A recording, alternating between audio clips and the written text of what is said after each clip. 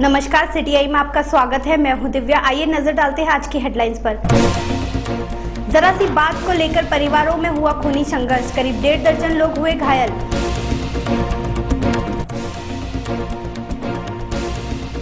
राज्यपाल Margaret Alva के भाई का हुआ निधन, करीब 1 सप्ताह से एसएमएस अस्पताल में थे भर्ती।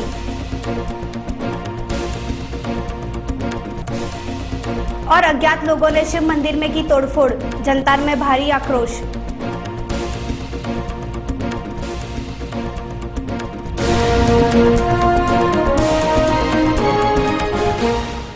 और खबरें विस्तार से। जरा सी बात को लेकर एक ही गांव के 2 परिवार में खूनी संघर्ष हो गया।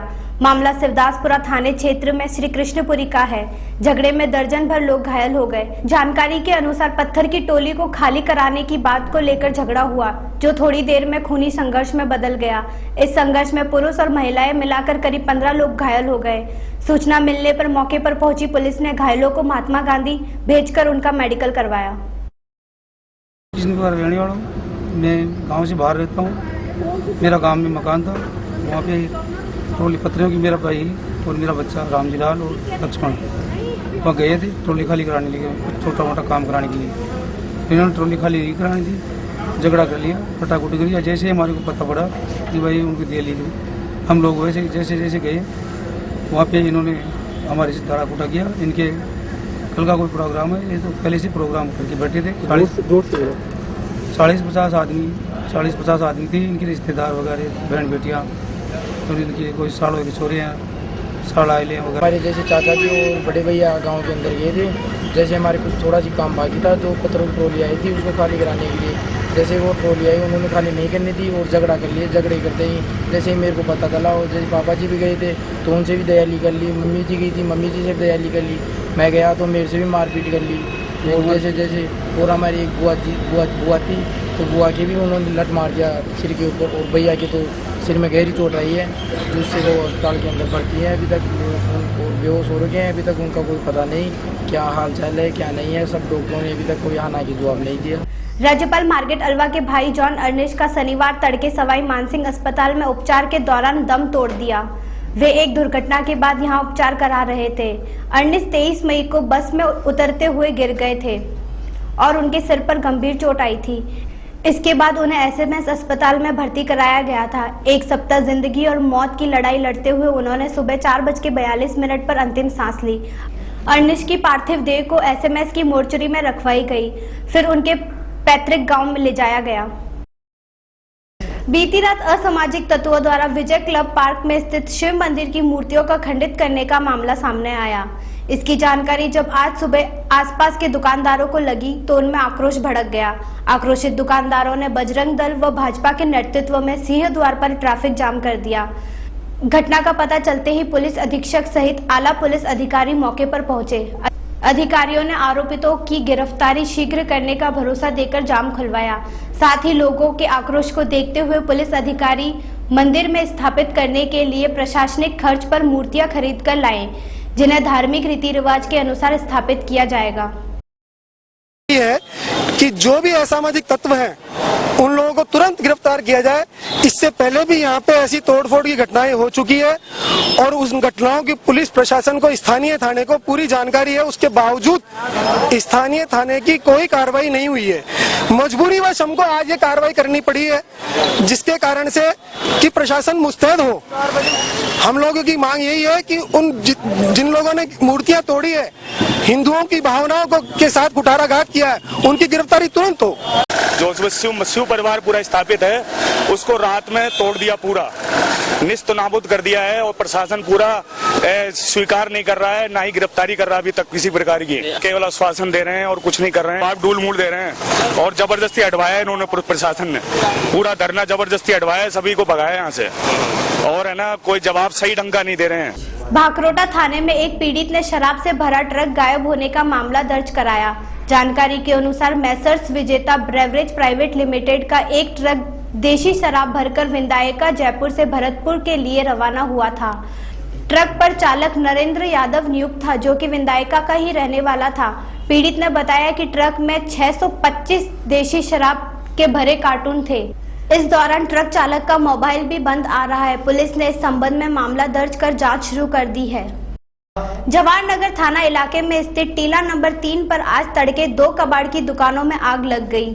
आग की सूचना मिलने पर पुलिस मौके पर पहुंची और आधा दर्जन दमकलों की सहायता से आग पर काबू पाया। आग का कारण शॉर्ट सर्किट बताया जा रहा है। पुलिस के अनुसार टीला नंबर 3 पर जवाहरनगर कच्ची बस्ती निवासी भरत पंजाबी की कबाड़ की दुकान है और वहीं पर पन्नालाल रेगर की लकड़ी की कबाड़ की दुकान थी। सुबह 4:20 पर दोनों दुकानों में अचानक आग लग गई। आग की सूचना पर आसपास के इलाके में अफरा तफरी मच गई। स्थानीय लोगों की सूचना पर पुलिस एवं दमकल कर्मी मौके पर पहुंचे और 7 दमकलों की सहायता से करीब 2.5 घंटे की मशक्कत के बाद आग पर काबू पाया। पुलिस ने बताया कि इस आग में हुए नुकसान का आकलन नहीं हो पाया, लेकिन दोनों दुकानों में हजारों रुपए का नुकसान की आशंका जताई जा रही है। राजस्थान राज्य पथ परिवहन निगम ने रविवार से रोडवेज बसों का किराया में बढ़ोतरी कर दी है। रोडवेज प्रशासन ने इस बढ़ोतरी की 5 दिन पहले ही घोषणा कर दी थी, जो देर शनिवार रात से लागू हुई। घाटे में चल रही रोडवेज ने साधारण व वॉल्वो बसों में 7 से 25 पैसे प्रति किलोमीटर किराए में बढ़ोतरी करी है। इस संबंध में रोडवेज प्रशासन ने 7 मई से आदेश जारी किए थे।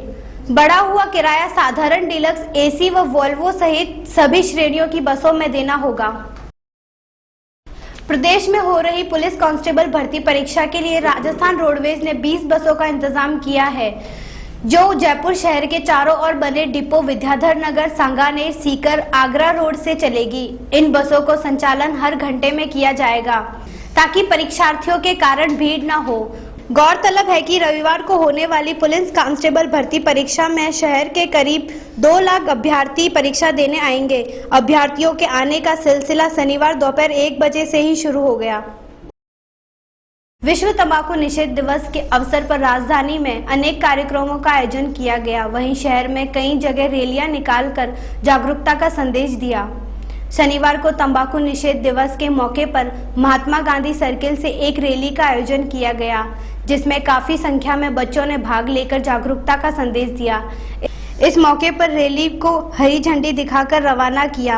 रैली गांधी सर्किल से राजस्थान विश्वविद्यालय होती हुई मेडिकल कॉलेज पहुंची, जहां रास्ते में बच्चों ने हाथ में तंबाकू निषेध के नारे लिखी तख्तियां ले रखी थी और जागरूकता का संदेश दे रही थी।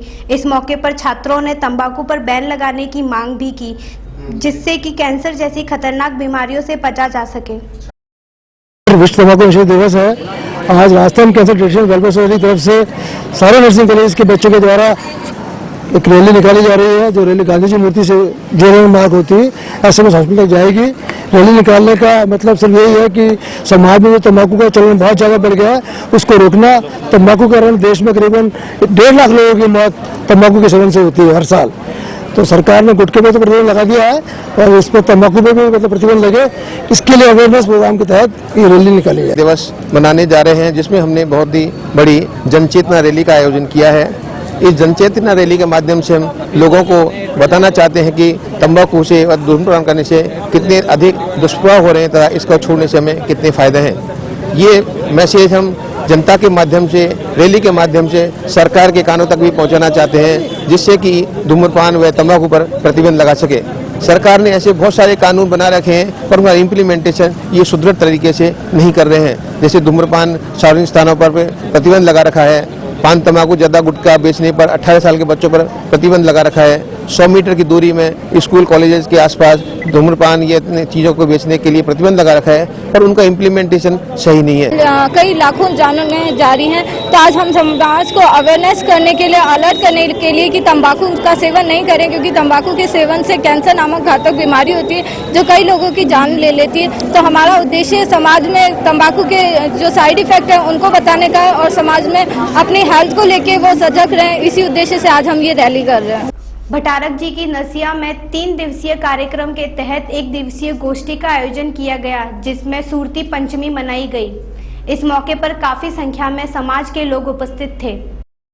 श्रुत पंचमी समारोह के आयोजन 3 दिवसीय कार्यक्रम में प्रथम दिवस आज विचार गोष्ठी का आयोजन किया गया है। श्रुत पंचमी समारोह भगवान महावीर के उपदेशों को प्रथम बार लिपिबद्ध करने की स्मृति में आयोजित किया जाता है। श्रुत पंचमी के दिन आचार्य भूतबली और पुष्पदंत ने 6 खंडागम ग्रंथ लिख करके लिपिबद्ध करके आज के दिन उसका लोकार्पण किया था। इसी उपलक्ष्य में यह शुद्ध पंचमी समारोह सारे देश में मनाया जाता है। भगवान महावीर के उपदेश उनके बाद में करीब 683 वर्ष तक मौखिक रूप में चलते रहे और शुद्ध पंचमी के दिन यह लिपिबद्ध होकर के भावी पीढ़ियों के लिए प्रस्तुत किए गए। उसी स्मृति में यह शुद्ध पंचमी समारोह में मनाया जाता है। आज हमने शुद्ध श्रावकों के लिए शुद्ध की आराधना की आवश्यकता इस विषय पर विचार गोष्ठी आयोजित की। श्री श्याम बिहारी जी महाराज गंगा जी वाले के सानिध्य में श्रीमद् भगवत ज्ञान यज्ञ गोपाल जी के रास्ते स्थित गंगा माता मंदिर के भव्य कलश यात्रा के साथ शुरू हुआ। 31 मई से 7 जून तक आयोजित होने वाले श्रीमद् भगवत ज्ञान यज्ञ की कथावाचक श्री श्याम बिहारी जी महाराज होंगे। शनिवार को कलश यात्रा श्री गोपाल जी का मंदिर गोपाल जी के रास्ते से शुरू हुई, जो गंगा माता के मंदिर पहुंचकर संपन्न हुई। 7 दिनों तक दोपहर 12 बजे से शाम 5 बजे तक श्रीमद् भगवत ज्ञान श्री श्याम बिहारी जी रस धारा बरसाएंगे।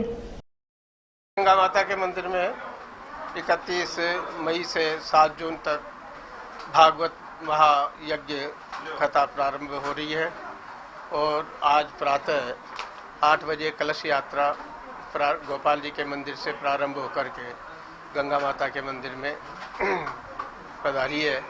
उसमें महाआरती महामंडलेश्वर श्री पुरुषोत्तम जी भारती के द्वारा समर्पण भाव से पूर्ण रूप से आनंदित चित्त होकर के आज उन्होंने महाआरती उतारी है। सभी भक्तजन और सभी दर्शनार्थी बड़े उनके आशीर्वाद से प्रफुल्लित हैं। उनके आशीर्वाद से वचन से पूर्ण रूप से वह आज समृद्ध है। जैन सोशल ग्रुप अरिहंत जयपुर का एक दल जयपुर नेपाल यात्रा पर रवाना हुआ, जिसको जयपुर सांसद रामचरण बोहरा ने हरी झंडी दिखाकर रवाना किया। यह दल जयपुर रेलवे स्टेशन से रवाना हुआ, जो गोरखपुर ट्रेन में जाएगा, वहीं गोरखपुर से बसों में नेपाल तक जाएगा और अहिंसा का संदेश देगा और 8 जून तक वापस जयपुर लौटेगा।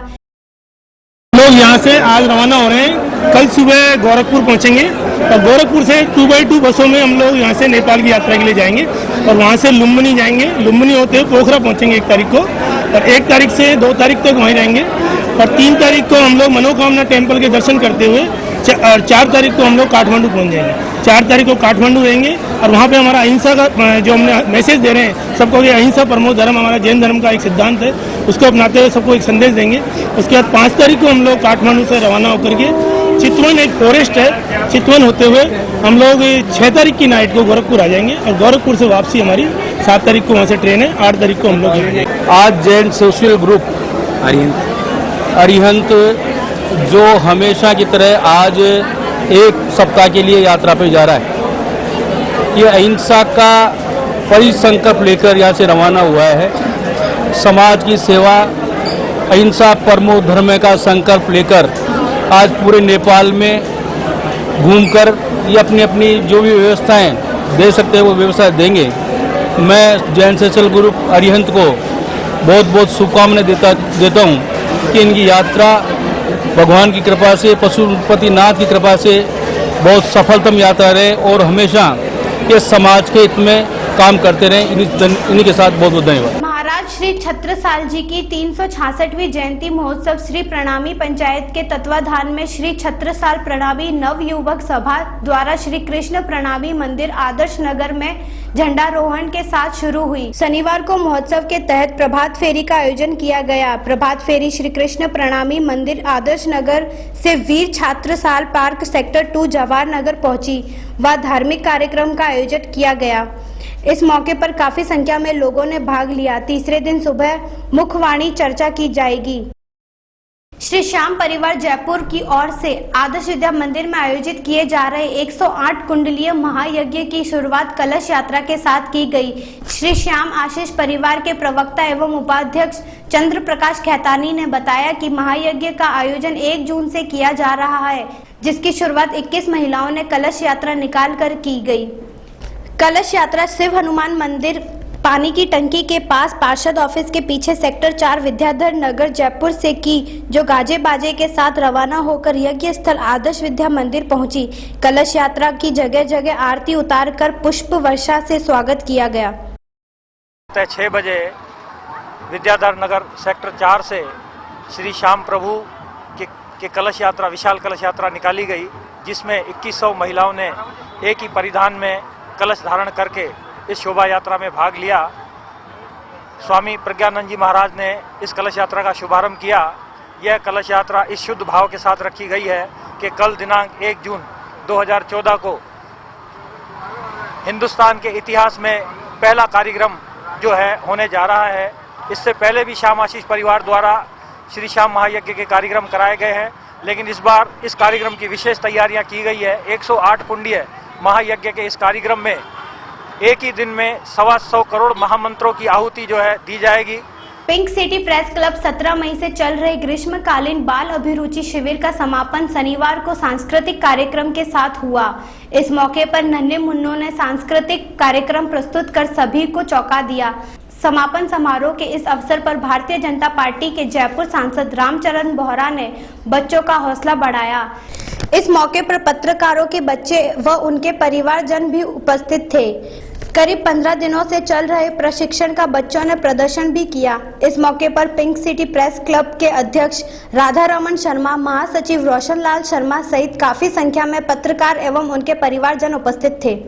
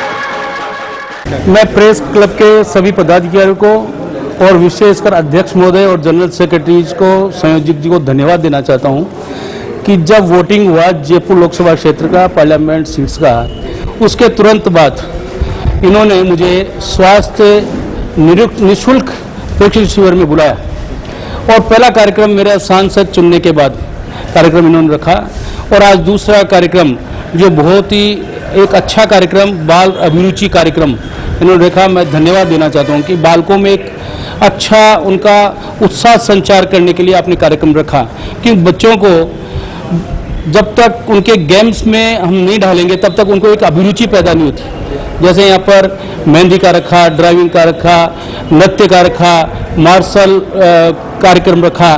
तो मैं प्रेस क्लब को, पूरे सदस्यों को, पूरे पदाधिकारियों को धन्यवाद देना चाहता हूँ कि इन्होंने एक बहुत अच्छा कार्यक्रम, और आप आवाज़ सुन रहे हैं, इन्होंने म्यूजिकल भी बच्चों के लिए रखा है। तो मैं उन्हें प्रेस क्लब के सभी सदस्यों को धन्यवाद देता हूँ। पिंक सिटी प्रेस क्लब का आज बाल अभिरुचि शिविर समारोह का समापन है। यह हमारा 17 मई से प्रारंभ हुआ और आज इसका फाइनल डे है। इसमें हमने जो बच्चों ने सीखा इस दौरान 15 दिन के अंदर, उसका वो आज वो प्रदर्शन कर रहे हैं। बच्चों को हमने इसमें मार्शल आर्ट, पाश्चात्य संगीत, नृत्य और लोक नृत्य, मेहंदी, ड्राइंग, पेंटिंग और योगा प्रोग्राम हमारा, जो बच्चों ने ये जो हमसे इस 15 दिन के दौरान ये जो कलाएं सीखी है उसका वो बच्चे प्रदर्शन कर रहे हैं कि उन्होंने क्या सीखा अपने उनके पेरेंट्स, अभिभावकों के सामने, और जो हम लोग हैं प्रेस क्लब के सदस्य हैं जो सभी मौजूद हैं उनके सभी के सामने वो प्रदर्शन करके बता रहे हैं। बच्चों को हम उनके प्रशिक्षण के दौरान उनको हम गिफ्ट दे रहे हैं, साथ में उनको प्रशिक्षण का सर्टिफिकेट भी दे रहे हैं।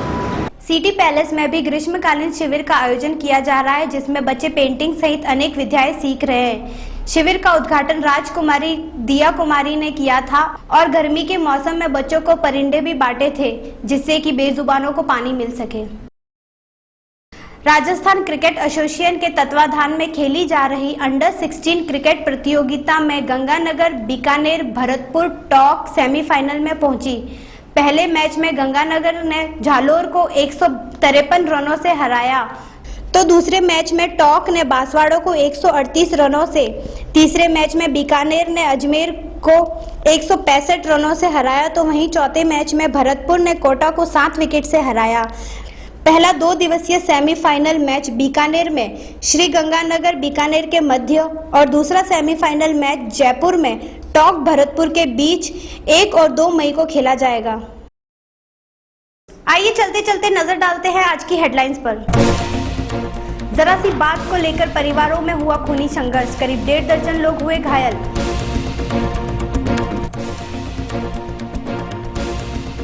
राज्यपाल मार्गरेट अल्वा के भाई का हुआ निधन, करीब 1 सप्ताह से एसएमएस अस्पताल में थे भर्ती।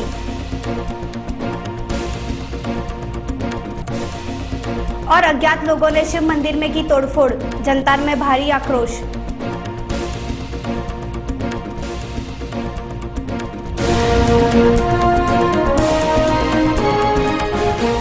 फिलहाल बुलेटिन में इतना ही। देखते रहिए सिटी आई। नमस्कार।